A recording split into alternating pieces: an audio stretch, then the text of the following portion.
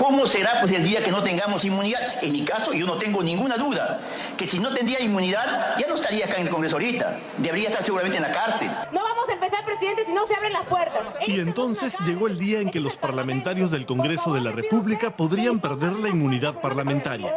Aquel paraguas de protección legal que en la práctica para más de uno se convirtió en un escudo para la impunidad, impidiendo que se enfrenten como cualquier mortal a la justicia ordinaria. La inmunidad parlamentaria protege a los padres de la patria de ser procesados o arrestados, sin la previa autorización del Congreso. Esta inmunidad se va a perder en un mes, porque la Constitución establece que solo acompaña al congresista hasta un mes después que ha cesado en el cargo, de manera tal que a partir de 30 días, contado desde el día en que se ha disuelto el Congreso, cualquier fiscal o juez va a poder citar a los congresistas a los que se les ha requerido esta inmunidad, el levantamiento de su inmunidad, para poder investigarlos y procesarlos sin ningún problema. En nombre del Consejo de Ministros, hago cuestión de confianza. En este escenario están 7 miembros del disuelto Congreso que en su momento fueron blindados por la Comisión de Levantamiento de Inmunidad. Wilber Rosas Beltrán, acusado de peculado doloso por la presunta adquisición irregular de un sistema de cómputo cuando fue alcalde de la provincia cusqueña de Anta. Edilberto Curro López, acusado de falsedad genérica por haber aprobado irregularmente un ciclo de la carrera de Derecho en la Universidad de Puno. Betty Ananculí Gómez, por haber mentido sobre sus estudios técnicos en la hoja de vida que presentó en 2016 ante el Jurado Nacional de Elecciones. Yo no tengo ningún temor, yo estoy tranquila, lo único que les pido es el respeto a las personas y no hay ningún tema. Pido perdón. Y Yesenia Ponce, denunciada por Cuarto Poder por presentar documentación falsa para acreditar que culminó la secundaria. ¿En qué tipo de colegio ha estudiado? Porque la única persona de carne y hueso es usted. Señorita, está en investigación. Si bien el Congreso ha sido disuelto y sus miembros perderán la inmunidad parlamentaria este 30 de octubre, los integrantes de la Comisión Permanente continúan en el ejercicio de sus funciones hasta la instalación del nuevo Congreso. Ellos se mantendrán bajo el paraguas de la inmunidad hasta ese momento. Si en el mes de enero se recompone el Congreso y elegimos un nuevo Congreso, cesan las funciones de esta Comisión Permanente y por tanto cesan las funciones de los congresistas que la integran. A partir de ahí, hasta 30 días posteriores, dura la inmunidad y a partir de ahí ya se puede procesar sin ningún problema a los congresistas, ¿no? Como por ejemplo el caso de Richard Acuña, investigado por una presunta apropiación ilegal de terrenos en Trujillo, anterior a su elección como congresista, y el Congreso negó que se le siga investigando. En ese caso, la Fiscalía, el Poder Judicial podrán retomar la investigación sobre Richard Acuña sin ningún impedimento. A estos casos se suman los de aquellos miembros del Congreso disuelto cuya inmunidad había sido ya levantada por el Pleno a pedido de la justicia. Estos son 3. Benicio Ríos, sentenciado a 7 años por la compra sobrevaluada de un terreno destinado para un relleno sanitario cuando era alcalde de la provincia de Urubamba. ¿No tiene miedo a que al salir de acá sea arrestado? No tengo miedo. Edwin Donaire, condenado a 5 años y 6 meses por apropiación ilícita de gasolina cuando era general del ejército. Donaire no se robó la gasolina, se robó el corazón de Arequipa. Y a Moisés Mamani, por el escándalo de los tocamientos indebidos a una aeromoza. Esta es la mano, ¡zas! Todos ellos dentro de 3 semanas perderán la inmunidad y el Ministerio Público podrá continuar con las investigaciones e incluso solicitar que se ordenen impedimentos de salida del país y prisiones preventivas en su contra. Esto podría explicar tanto nerviosismo. No te preocupes. Tranquilo. Pero hay más. Por otro lado están los investigados por la Fiscalía por delitos cometidos en el ejercicio de sus funciones como parlamentarios. Es decir, delitos que no podrían haber perpetrado sin aprovechar su cargo. Como el caso de Roberto Vieira Portugal, a quien vimos el martes a primera hora tratando de abordar un avión con destino al soleado Miami, presa de un súbito ataque de estrés. Y es que tenía motivos. Vieira es acusado constitucionalmente por tráfico de influencias por el presunto cobro de una coima de $15.000 a cambio de levantar una sanción impuesta por el Ministerio de la Producción a una embarcación pesquera vinculada a un primo suyo. Al ser miembro del Parlamento disuelto no pudo viajar con su pasaporte diplomático, pero al día siguiente volvió a intentarlo con su pasaporte ordinario. Sin embargo, ya había un impedimento de salida del país en su contra. Lo que se ha interpretado ahí es que la justicia no puede quedarse atada de mano, ¿no? Porque eso sería admitir la impunidad y que esta persona pueda salir, y sin levantar la inmunidad ha dispuesto esta medida de coerción al congresista Vieira, ¿no? Es una situación anómala, atípica, Pero creo que es razonable, porque la interpretación allí es que ante la ausencia del órgano que me permite levantar la inmunidad, la solución no puede ser que se escape. Algunos están acusados incluso de tener vínculos con organizaciones criminales. Los guachiturros de Tumán y los temerarios del crimen. Y en estas dos están incluidos entre 7 y 8 parlamentarios, estarían involucrados. Están en una etapa preliminar de investigación a cargo del fiscal Carrasco. Uno de ellos es el señor Héctor Becerril, que estaría involucrado en las dos organizaciones criminales.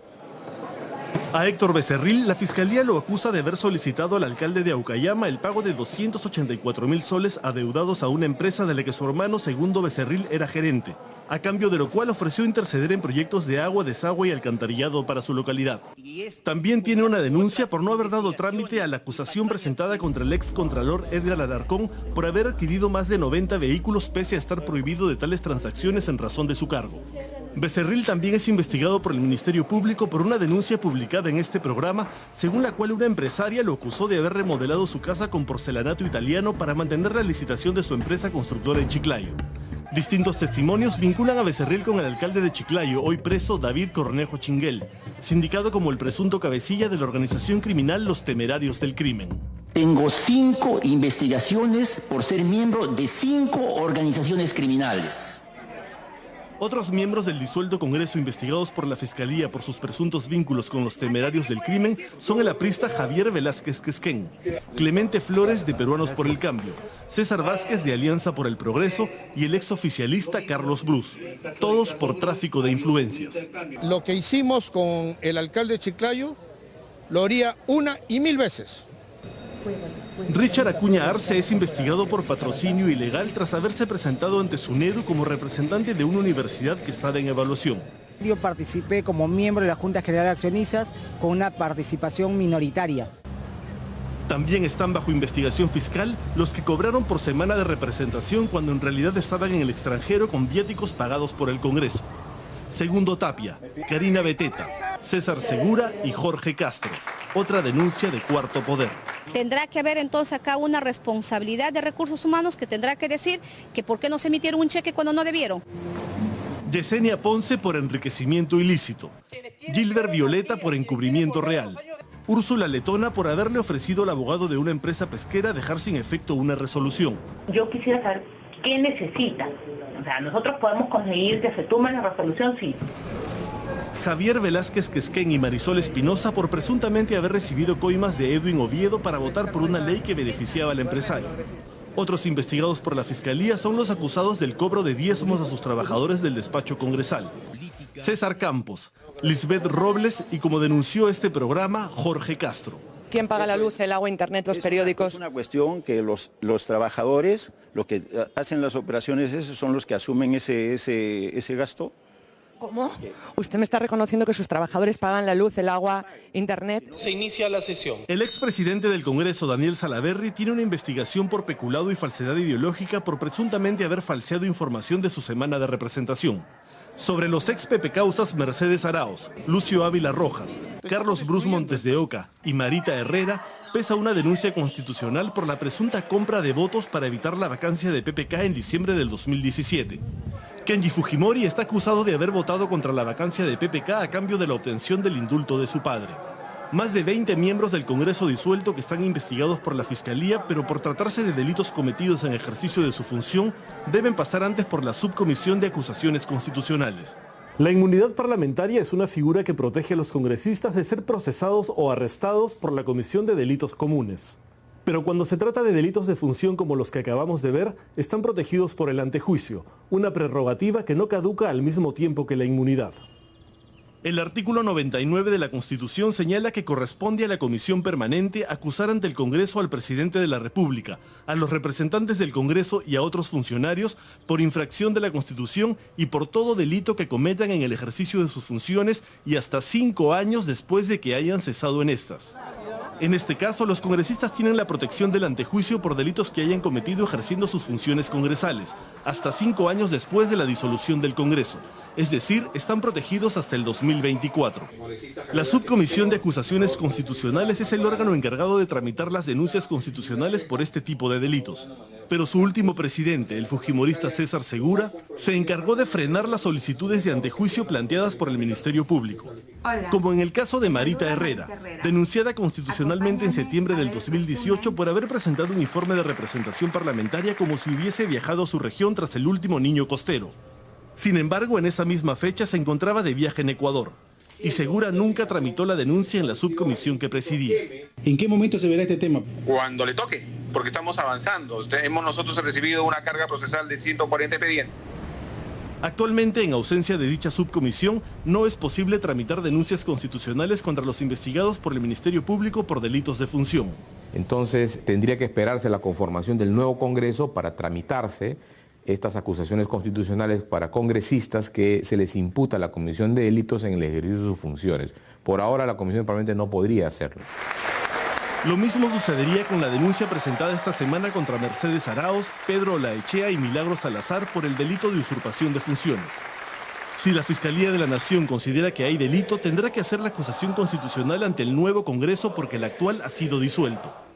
Sobre quien caerá todo el peso de la ley inmediatamente es Joaquín Dipas, sentenciado a 5 años de cárcel por el delito de colusión y blindado por el Congreso.